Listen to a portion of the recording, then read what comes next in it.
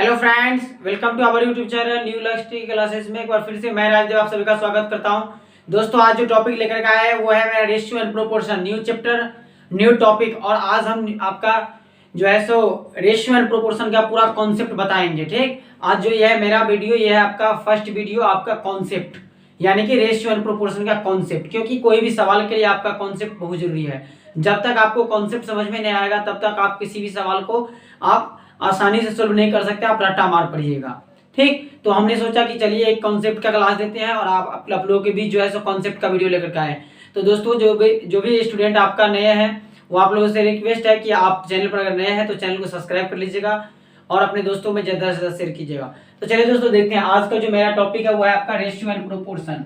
Ratio and proportion का topic है concept का।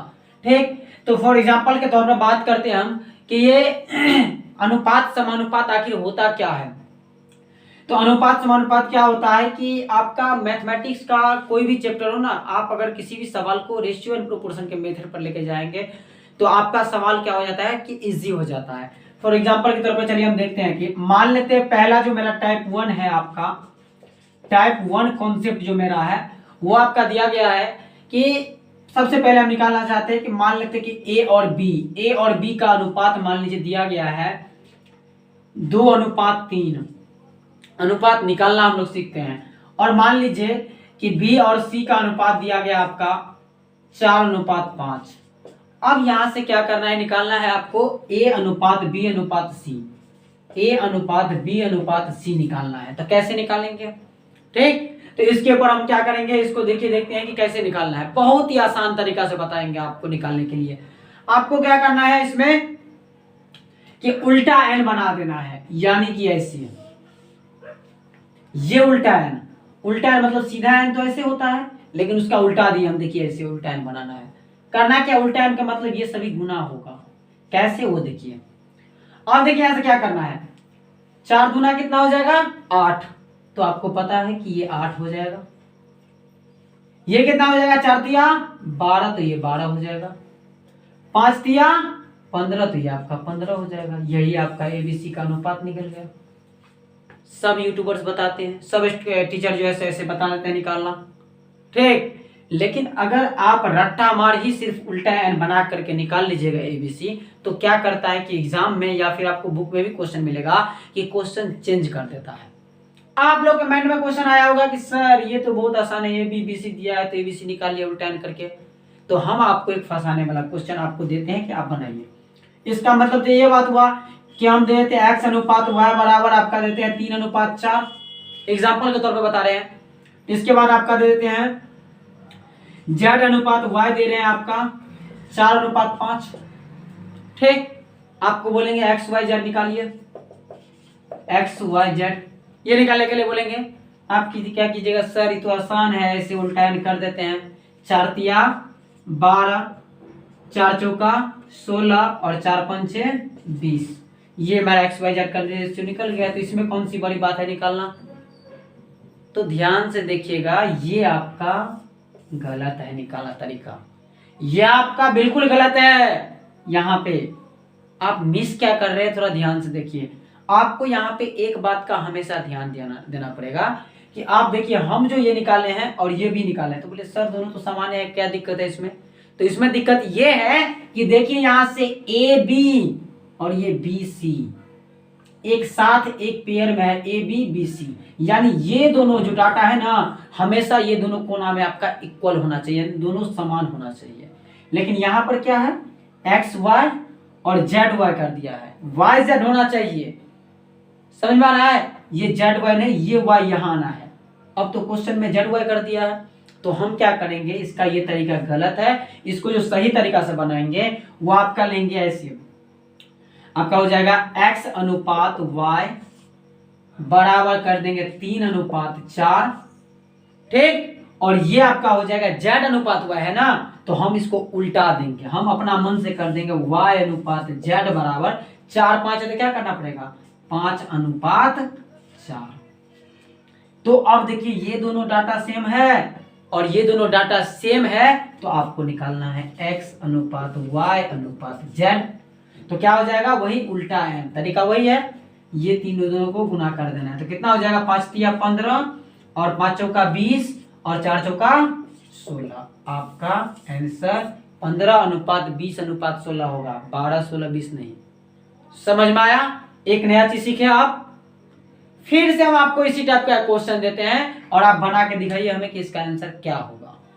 ठीक, देते हैं। तो चलिए दोस्तों देखते हैं, आपको क्वेश्चन देते हैं कि आपको बनाना है क्वेश्चन। चलिए, जैसे हम एक क्वेश्चन आपको दे रहे हैं कि W1 अनुपात W5 आपको दे देते हैं कि आपका जो दिया गया है वो दे देते हैं 4:5। क्लियर? आपको दे देते हैं W5 अनुपात W3, इसका रेशियो दे देते हैं आपका 3:7। आपको जो रेशियो निकालना है वो रेशियो निकालना है आपका W5 अनुपात W6, सॉरी W5 अनुपात W3 अनुपात W1। ये आपको निकालना है कि इसका आंसर क्या आएगा, इसका अनुपात निकालना है। क्लियर? आप क्या कीजिएगा, आप वही देखिएगा कि ये दोनों तो समान है। ठीक, तो यहां से निकालेंगे तो उल्टा आंसर कर देंगे। तो ये हो जाएगा 4 तिया 12 और 3 पंचे 15 और 7 पंचे 35। हो गया, आपका आंसर बन गया। तो क्या ये सही है? ये किसी मायने में सही नहीं है, ये गलत है। अब बोलिएगा सर हर क्वेश्चन दे रहे हैं आप, एक क्वेश्चन करवा रहे हैं, जब हमको करने के लिए देते हैं तो फिर बोलते थे गलत है। तो हम इसीलिए बोलते हैं गलत कि सब जो बच्चा स्टूडेंट यानी कि जो भी स्टूडेंट आपका सवाल बनाता है वो रटा रटाया हुआ पढ़ता है, कॉन्सेप्ट को नहीं पढ़ता है। और मेरा मानना है कि मेरा स्टूडेंट कॉन्सेप्ट को पढ़े और कॉन्सेप्ट को ध्यान में रख करके, क्योंकि एग्जामिनर क्या करता है, क्वेश्चन चेंज कर देता है, डाटा चेंज कर दिया। लेकिन कॉन्सेप्ट अगर आपको पता रहेगा तो आप कितना भी बड़ा क्वेश्चन दे दे, कितना भी घुमा दे क्वेश्चन को गोल गोल, हमें घूमना नहीं है। अब यही क्वेश्चन मान लो एग्जाम में दे दिया, जो स्टूडेंट रट्टा मारने वाला होगा वो बस ये टिक कर देगा, ऑप्शन में मिल गया, मार के आ गया, हम तो सर पूरा सही बना करके आए हैं फिर भी ये क्वेश्चन गलत कर दिया, ऑब्जेक्शन भी कर देगा। ठीक, तो आपको करना, ध्यान देना क्या है कि मेरा काम है कॉन्सेप्ट को समझना। आप जल्दबाजी में क्वेश्चन देख नहीं रहे हैं और मार दिए हैं। आप एक बात हमेशा देखें, जब भी ये उल्टा एंड निकलता है तो आपका रेशियो निकलता है W1, W5 और W3। यानी कि आपका देख रहे हैं, जैसे हम A B C देते हैं, A अनुपात B और B अनुपात C लिखे थे, आप देखिएगा ध्यान से, हम A अनुपात B अनुपात C निकाले थे, A B और C। तो हमेशा जो निकलेगा ये रेशियो आपका, ये जो आपका रेशियो निकला है, ये हमें पूछा है W5, W3 और W1 का रेशियो। ठीक, लेकिन हमें जो निकलेगा यहां से, इसका निकालने के लिए हमें पहले निकालना पड़ेगा W1, क्योंकि पहले W1 है और दूसरा पर क्या है W5 और तीसरा में क्या है W3। तो W3 इसका रेशियो बनेगा, ये डाटा इसका नहीं बनेगा। अब आपको वही बात उल्टा करना है, गुना करके कर सकते हैं, वही 4 तिया 12 अनुपात 3 पंचे 15 अनुपात 7 पंचे 35। ये आपका इसका आया अनुपात, यानी कि उल्टा एन करके जो बनेगा वो इसका ये सीरियली में बनेगा, यानी W1, W5 और W3, क्योंकि ये सीरियली है तो इसका रेशियो बनेगा। तो आपसे पूछा है W5, W3 और W1 का, तो ध्यान से क्वेश्चन को देखना है। तो सब कुछ आ गया, तो W5 अनुपात W3 अनुपात W1 का जो रेशियो बन जाएगा 15। इसके बाद W3 कितना है 35 और अनुपात W1 12। आपका आंसर ये सही होगा। तो जल्दबाजी में क्वेश्चन जो बनाइएगा, रट्टा मार पड़ के जाएगा, तो यही सब गलती करके आइएगा।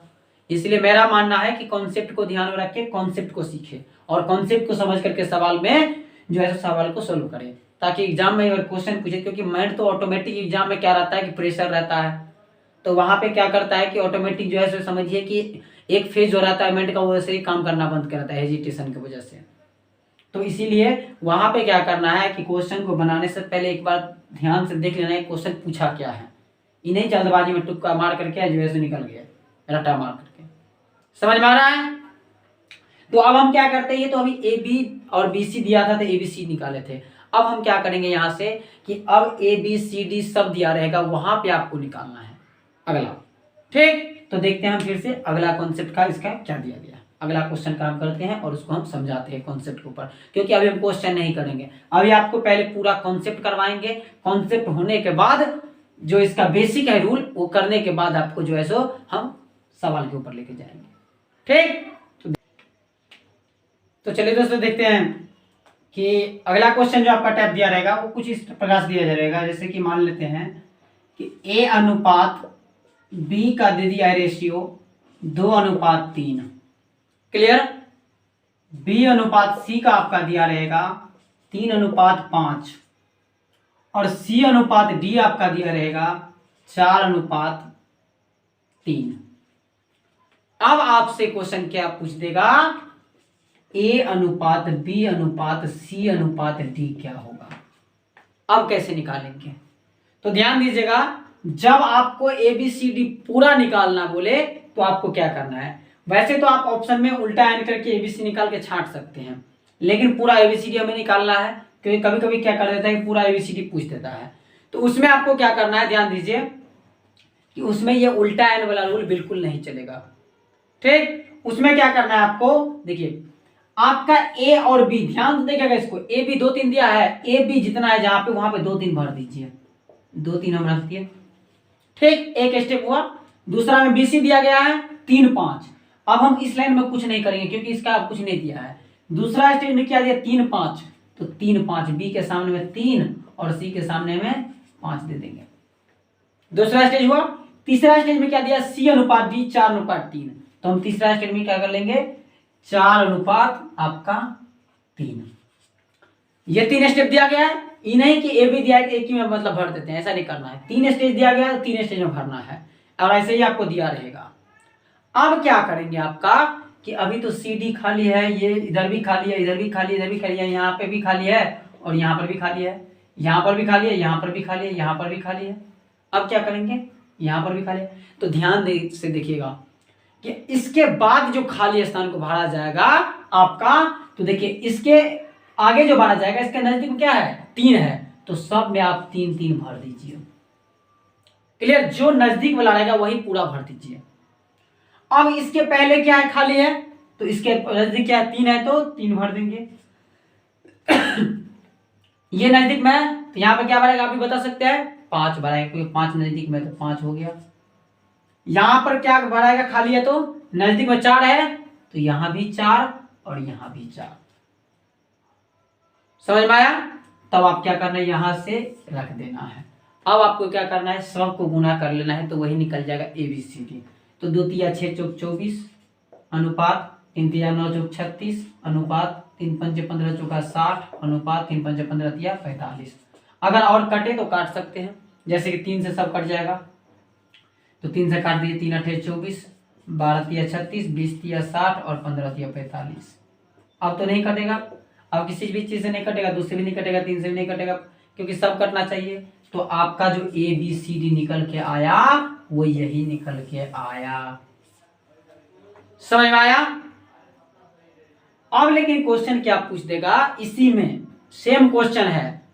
अब हमें क्या बोलेगा कि ABCD नहीं निकालना है, सिर्फ हमें निकालना है A अनुपात D बराबर व्हाट।